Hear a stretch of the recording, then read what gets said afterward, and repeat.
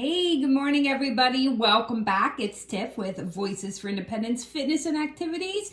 I hope you had a wonderful evening and a great start to your Wednesday. The sun is out here in Erie, so it's a great sight to see. No clouds in the sky right now, no snow falling. It is chilly, but it is February 3rd. So I have a great recipe for you this morning to prepare now for dinner later. It's one you can make now and keep in the fridge and then pop in the air fryer when you're ready to serve. So we are going to be making some tuna cakes. This is a great recipe if you are trying to eat less meat or you're just eating fish. This is a high protein meal that you can make real quick. And again, we're going back to the air fryer because we love that air fryer for cooking. So for your tuna cakes, what you're going to need is a little bit of celery, just about one stalk. You can either use some finely diced onion or you can use minced onion, which you would get in the seasoning aisle, or you can use onion powder. You'll need a little bit of garlic, some lemon juice. We are going to be using panko breadcrumbs, but if you're using alternatives, use whatever breadcrumb replacement you are using. You could use oats, and there's lots of other options. I'm using panko today. I was going to use a little bit of oat flour too, but I'm just going to stick with the panko, I think. And then I'm going to add a little bit of salt and pepper, a little bit of Parmesan cheese, and then you'll want about 15 ounces of tuna. They recommend albacore tuna in the can or fresh tuna. I don't really have fresh tuna on hand, but I always have canned tuna available. It's a really quick go-to for me. I eat it frequently as a lunch. It's a great, like I said, source of protein, and it fills you up, and I enjoy it. So I am actually, my cans are about 6 ounces, so I'm just going to be a little bit over on my measurements here. But again, this is something you can play around with, add a little bit more, a little bit less of something as needed.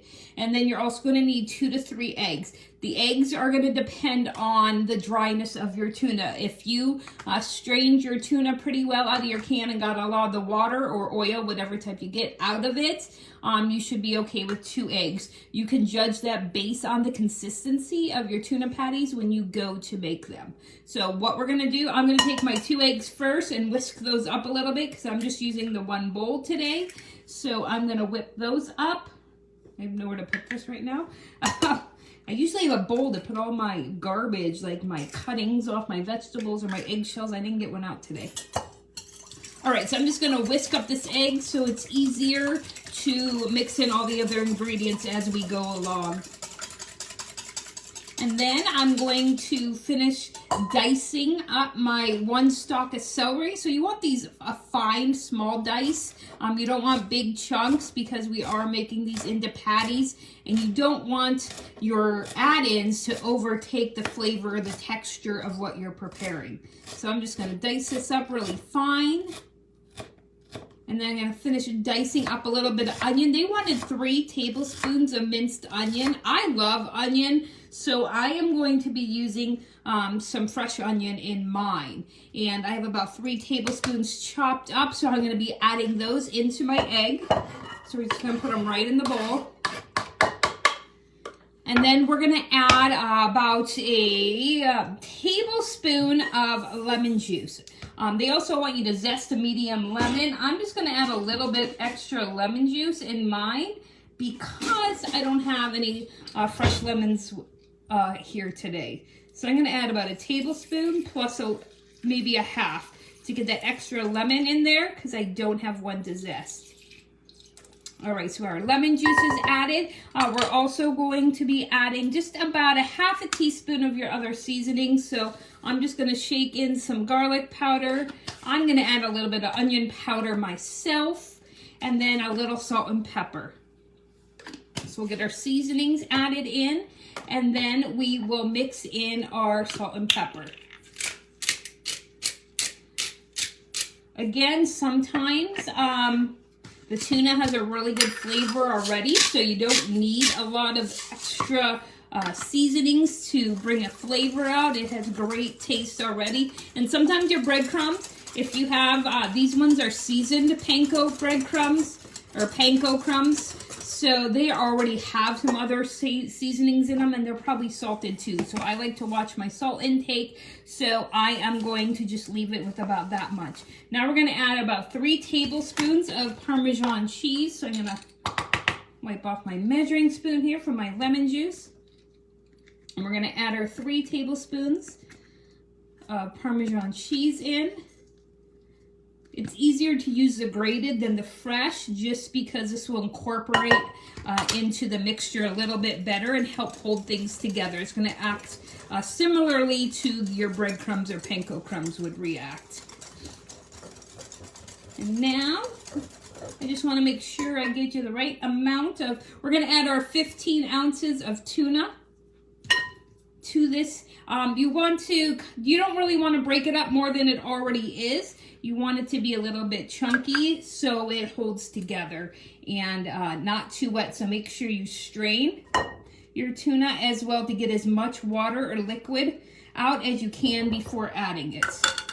Again, I'm adding a little bit more than 15 ounces because mine were 6-ounce cans.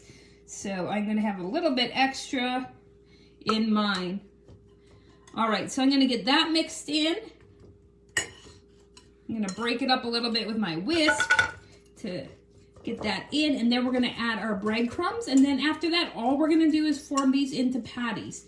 Now, these are going to go in the air fryer, so you'll want to lightly spray your basket that you're using. Now, you can pan fry these, or you can bake these as well. We just like the air fryer to get that nice crispy flavor or texture without using the oil and butters that we would if we were frying it in a pan. So that's all mixed in. Now we're going to be adding some breadcrumbs. Let me just check here real fast. Sorry, folks. We're going to add about a half a cup of our breadcrumbs. And then we're going to use our scooper to make our patties. And if you feel that your tuna cakes are coming out a little dry, you can add that other egg in.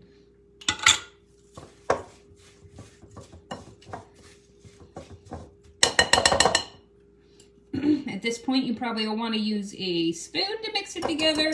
The whisk, the mixture's getting a little thick, so it's going to get caught in your whisk. So mix those breadcrumbs in. They're going to really hold this patty together. And you can use a 1/4 measuring cup, which is also a great idea for when you're making patties or anything else.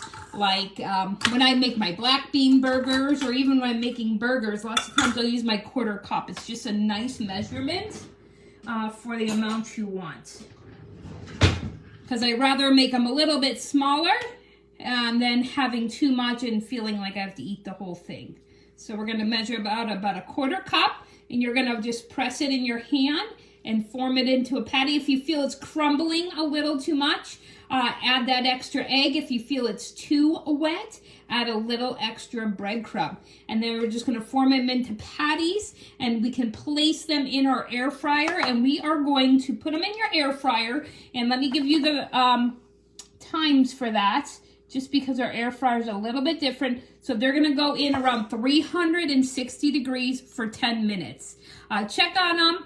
Depending, air fryers are different, but usually around the 360, 370 mark is typical for something like this.